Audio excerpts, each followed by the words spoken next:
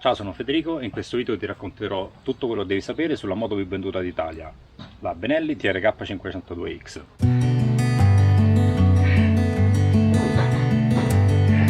Questa moto è un modello 2020, l'ho acquistato a novembre, quindi ha 11 mesi, ha attualmente 32.000 km. Solo da metà giugno a oggi ho fatto 18.000 km, quindi in nemmeno 4 mesi. L'ho veramente portato ovunque, sulla sabbia, su passi alpini, su strade con delle pietre così, con il caldo afoso della Sardegna, il freddo delle Alpi austriache. L'ho usata veramente in tutte le condizioni possibili e immaginabili. Penso di poter dire la mia su questa moto. Penso di conoscerla veramente molto bene ormai. Ci passo in media 7-8 ore al giorno, facendo circa 250, 300, 350 km al giorno.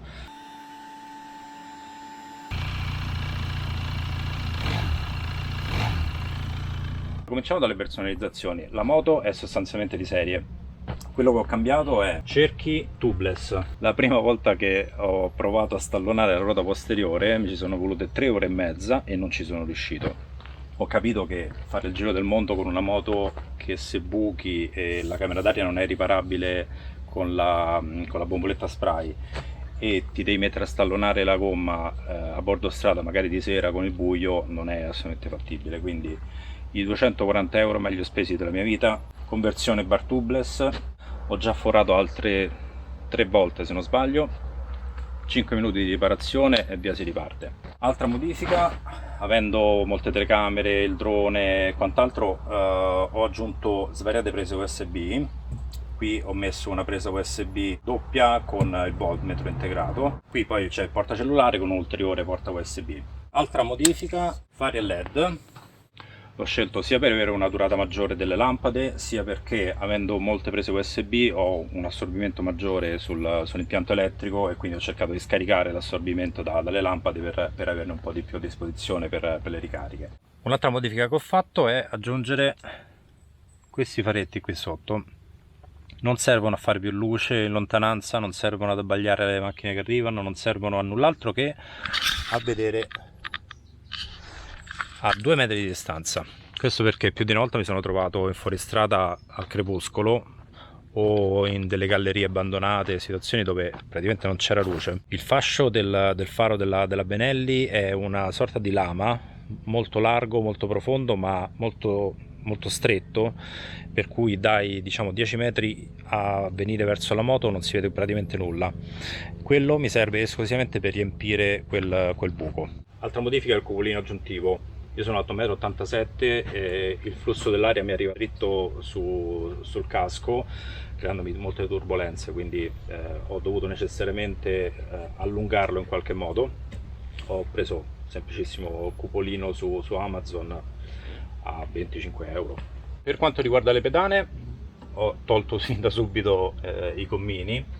C'è qualcuno che si lamenta delle vibrazioni della moto, secondo me non è una moto assolutamente che ha questo problema.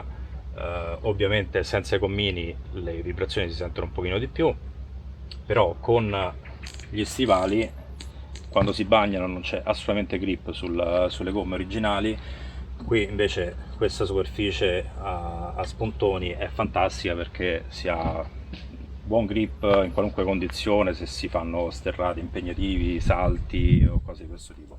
Tra l'altro il grosso vantaggio per me che sono alto è che si è abbassato di circa 1 centimetro la posizione del piede e quindi in posizione in piedi mi trovo veramente molto più comodo. Ho evitato addirittura di mettere dei risers. Altra modifica di cui sono veramente orgoglioso è l'impianto stereo. Ho comprato un altoparlante Bluetooth molto economico, impermeabile, totalmente impermeabile, a batteria dura un'intera giornata tranquillamente e lo preferisco di gran lunga a cuffie, interfoni e cose del genere perché innanzitutto mi isola di meno dall'esterno, quindi non ho il problema che non sento un'ambulanza, la polizia o una macchina che mi suona, e secondo poi è molto più realistico il suono, molto più piacevole, si sente, devo dire, alle velocità a cui vado io si sente perfettamente, e poi puoi mettere quando si arriva in un campeggio, accendi la musica mentre monti la tenda o mentre ceni. Un'altra personalizzazione che ho fatto sono le borse della Moscomoto.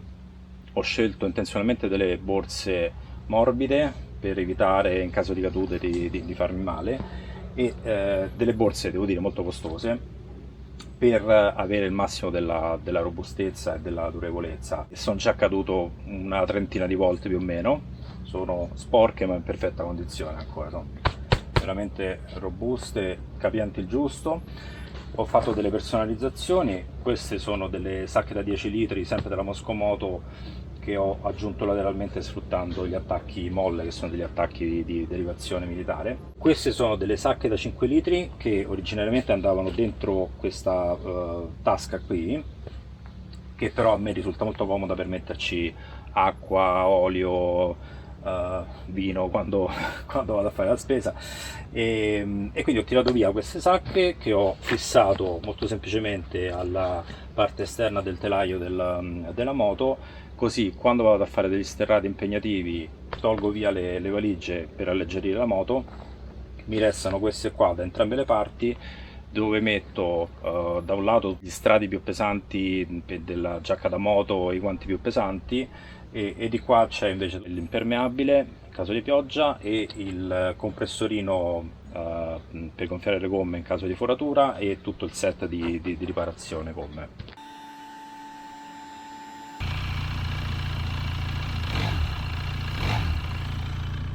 Parliamo del motore, se ne sentono di tutti i colori su questa moto.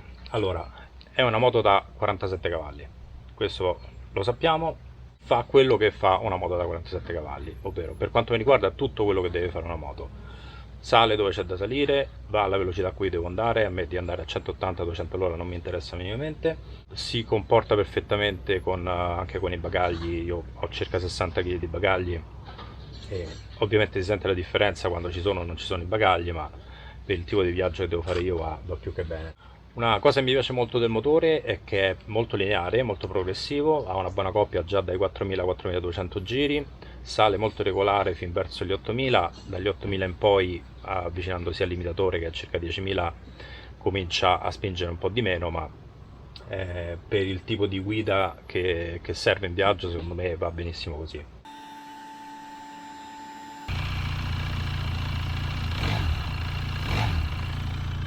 Vibrazioni ce ne sono, un pochino ce ne sono, ma ragazzi, è una moto, vibra, non può essere diversamente. Sono secondo me assolutamente gestibili, io come dicevo la guido 7, 8, anche 9 euro al giorno, assolutamente non ho nessun problema di formicolii, di indolenzimenti, di addormentamenti, assolutamente zero, nessun problema. Si sentono un po' di più dai 7000 in su, si sentono un pochino sulle pedaline e poco altro francamente.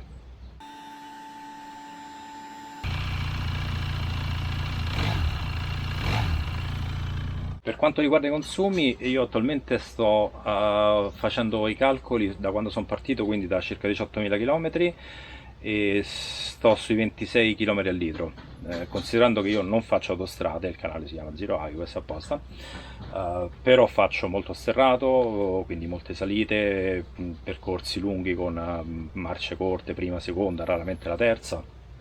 Su strada però vado piuttosto piano, salvo rare volte. In città praticamente non ci metto piede. Direi che comunque è un consumo rappresentativo per chi la usa in maniera normale, senza andare a 130 all'ora costante in autostrada.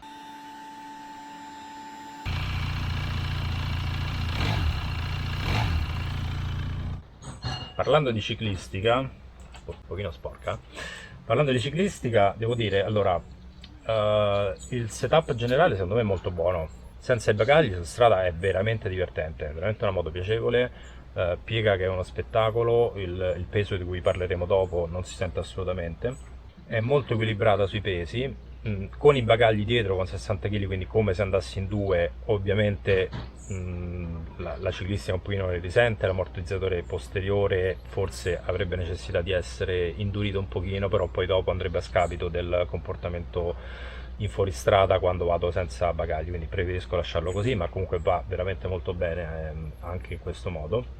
L'equilibrio dei pesi e l'equilibrio della ciclistica in generale si sente molto in ingresso curva e in frenata, anche quando si sbaglia la frenata, insieme al fatto che l'ABS è veramente molto ben tarato, secondo me entra con discrezione, se si dà un pestone troppo forte sul freno posteriore, magari con gli stivali, che si perde un po' di sensibilità, la moto tende un pochino a intraversarsi, ma in maniera assolutamente controllabile e prevedibile. Non mi ha mai messo in difficoltà, mai.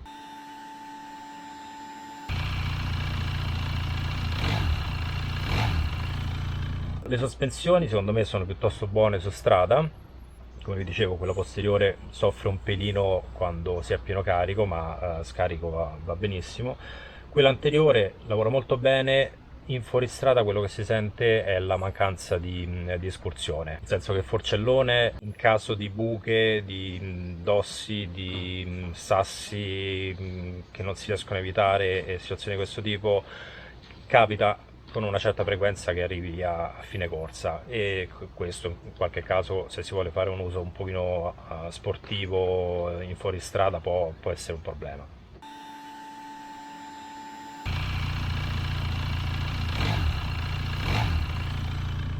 Per quanto riguarda i freni, qui sentite tutti i colori, c'è chi dice che quello posteriore non frena, è come se non ci fosse, chi dice che quello anteriore non frena, è come se non ci fosse.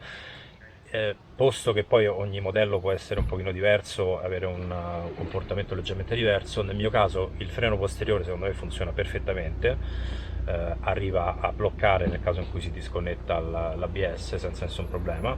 L'anteriore effettivamente è un po' delicato, ma secondo me è una scelta giusta, perché fuori strada ti permette una grandissima sensibilità e di evitare di trovarti in difficoltà di inchiodare la ruota magari in curva su uno sterrato o situazioni che possono essere pericolose. Posto che nel momento in cui si aziona con forza sulla leva, la moto frena assolutamente, quindi non mi sento di dire che è una moto che non abbia un piglio deciso nella frenata, è probabilmente più morbida e progressiva di altre moto.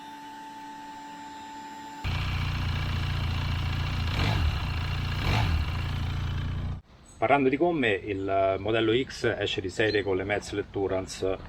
Io le ho portate a esaurimento. L'anteriore è durato molto meno del posteriore, con l'anteriore ho fatto circa 10.000 km, con il posteriore ne ho fatti 15-16.000 circa. Ne sono parzialmente soddisfatto, non completamente soddisfatto, nel senso che poi quando sono passato alle Pirelli Scorpion Rally Street, quindi il modello STR, ho visto la differenza, una differenza notevole in termini di tenuta, in termini di entrata in piega, di feeling, di come perdona un errore di entrata in curva, veramente un altro livello.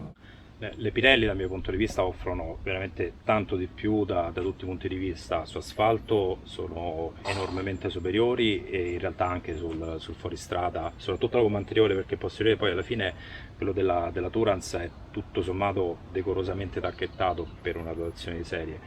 L'anteriore invece era veramente troppo liscio, e le Pirelli invece sull'anteriore sono molto più tacchettate, e la differenza si comincia a sentire.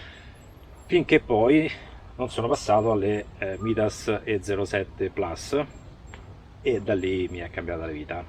Attualmente mi trovo con una Midas E07 Plus sull'anteriore e ancora Pirelli Scorpion Street sul posteriore, e devo dire tutto sommato è un equilibrio decente. Le Mitas si comportano piuttosto bene su strada, assolutamente non ai livelli delle Pirelli. Fuori strada è un altro mondo, veramente un piacere di guida completamente diverso, una fiducia, un feeling, un'entrata in curva che, ragazzi, è una roba fantastica. Il problema è che queste gomme in Italia non si possono montare. Una cosa che io non ho capito delle scelte fatte dalla Benelli è perché sul libretto di circolazione il codice di velocità più basso che si può utilizzare su questa moto è il codice V, che corrisponde, se non sbaglio, a 240 km/h. Una moto che 160 li fa con una certa fatica, soprattutto con le borse che fanno molto attrito. Questo purtroppo limita drasticamente il tipo di gomme che si possono montare sulla moto. Nel periodo invernale si possono scegliere anche gomme con codici di velocità più bassi, nel periodo estivo no, bisogna rispettare il libretto di circolazione.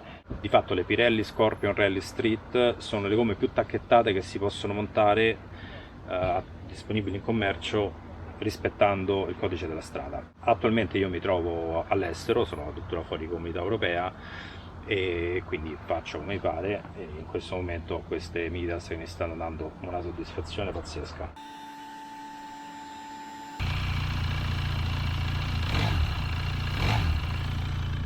Tornando a parlare un attimo di pedane, secondo me l'hanno montate tipo 10 cm più avanti di quello che dovrebbe essere. È una posizione che è piuttosto comoda in marcia, diciamo andando su strada si sta bene, non si sta con le gambe troppo piegate, ma in fuoristrada non, è veramente complessa da guidare. Vi faccio vedere un attimo.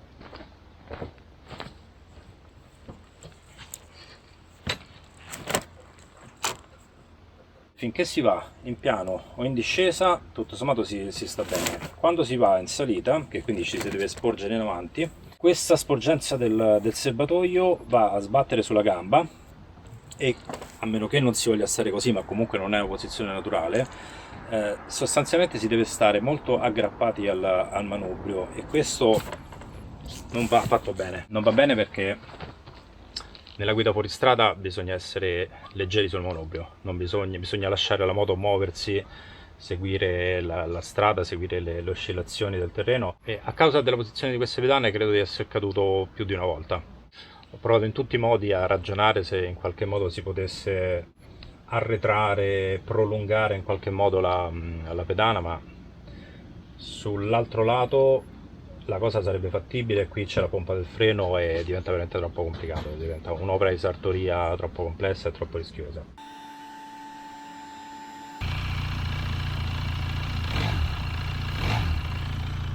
E veniamo alle note dolenti, il peso.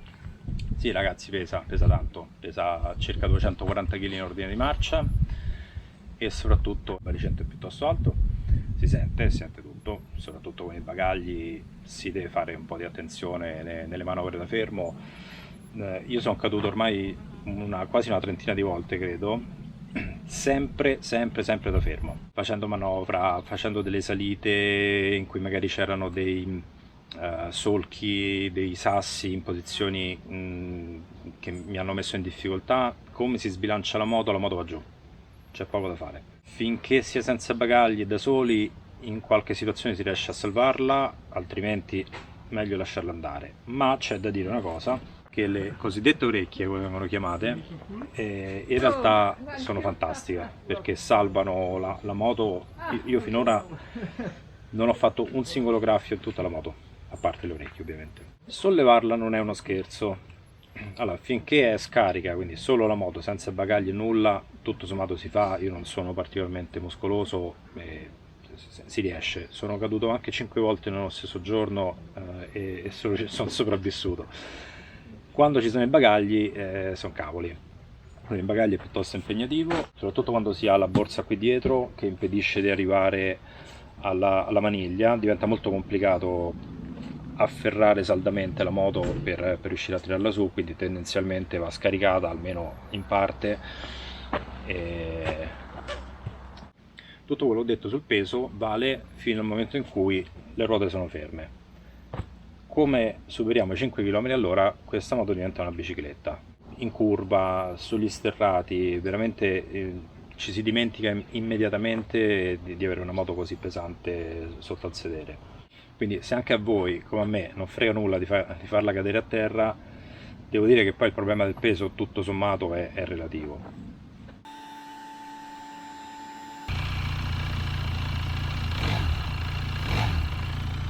Difetti e rotture. A me si sono rotte una serie di cose. Sui forum e sui gruppi Facebook si sente gente lamentare qualunque tipo di rottura, esplosione, problemi di varia natura. Sicuramente, come tutti i mezzi meccanici, possono avere dei problemi, alcuni modelli possono essere usciti, alcuni esemplari possono essere usciti difettosi. Personalmente io ho avuto problemi con il terminale di scarico. Praticamente i due cappellotti di metallo neri che chiudono e rifiniscono esteticamente il terminale sono fissati su delle linguette di metallo che con le vibrazioni si spezzano. Mi è successo prima sulla parte posteriore, la parte finale diciamo, e poi alcuni mesi dopo sulla parte anteriore, e ho visto che è un difetto riscontrato anche da altre persone.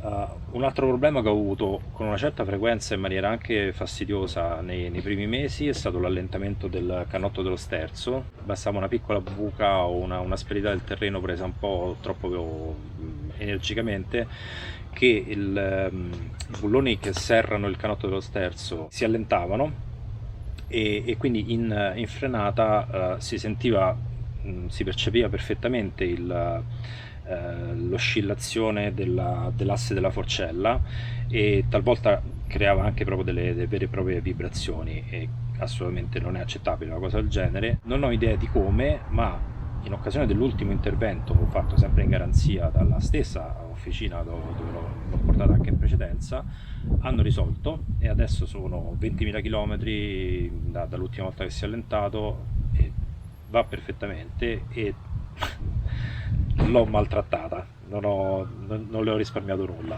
Un altro piccolo problemino che in realtà non ho ancora risolto ma neanche mi sta creando veri problemi è una leggera perdita di acqua sembrerebbe dalla pompa del liquido di raffreddamento. In realtà è molto delicata, cioè si sporca un pochino il metallo al di sotto della pompa, però problemi non ne sta dando.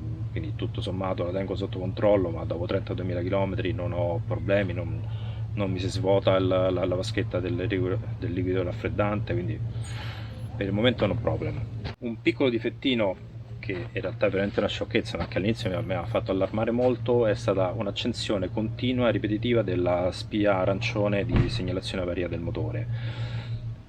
Soltanto grazie al fatto che tenevo d'occhio quando questa cosa avveniva sono riuscito a capire quale fosse la causa e poi mi è stata confermata dalla diagnostica in officina in occasione di un tagliando. Sostanzialmente è la quota. Ero sulle Alpi, stavo facendo i passi alpini, molto spesso superavo i 2400-2500 metri, in corrispondenza di quella soglia lì si accendeva sempre la spia.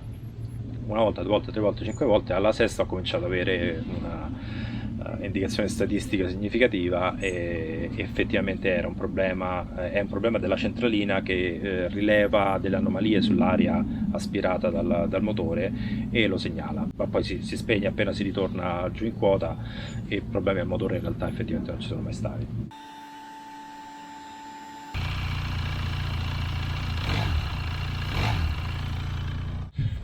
Il sedile è comodissimo, ci faccio ore e ore e ore senza nessun problema, è veramente ottimo sia come forma, come diciamo profilo, come posizione, come altezza, almeno per quanto riguarda una persona della mia altezza. È comodo senza essere eccessivamente morbido. Un paio di volte che ho portato qualche passeggero dietro mi hanno detto che anche dietro è molto comodo il sedile, a differenza magari di altre moto, e quindi devo dire che secondo me anche i viaggi in due si fanno veramente in grande scioltezza.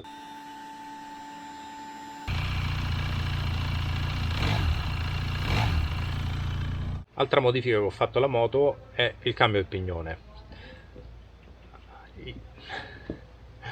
Sui gruppi Facebook, sui forum leggo veramente qualunque cosa su questo pignone. Il pignone da 14 denti, quello originale, io l'ho portato per 10.000 km, non l'ho portato per qualche centinaio di chilometri come fa la maggior parte delle persone, cambiandolo poi al primo tagliando dei 1.000 km. L'ho portato 10.000 km, quindi so bene qual è la differenza tra il 14 e il 15. Tutta la vita il 15, nonostante che io faccia molto sterrato, anche abbastanza impegnativo, nonostante mi sia fatto metà dei passi alpini italiani, svizzeri, francesi, austriaci, mettiamoci anche la Slovenia, con la motocarica, quindi come se andassi in due. Ragazzi, il problema dei rapporti troppo lunghi non c'è assolutamente, mentre ho smesso di andare a cercare la settima. Nonostante che io non vada su autostrade o sulle strade, nonostante che in strada vada abbastanza piano, molto spesso arrivavo subito a mettere la sesta e poi automaticamente avevo l'istinto dopo poco di andare a mettere una settima marcia che ovviamente non c'è. 15, pignone da 15 tutta la vita. Fine della discussione.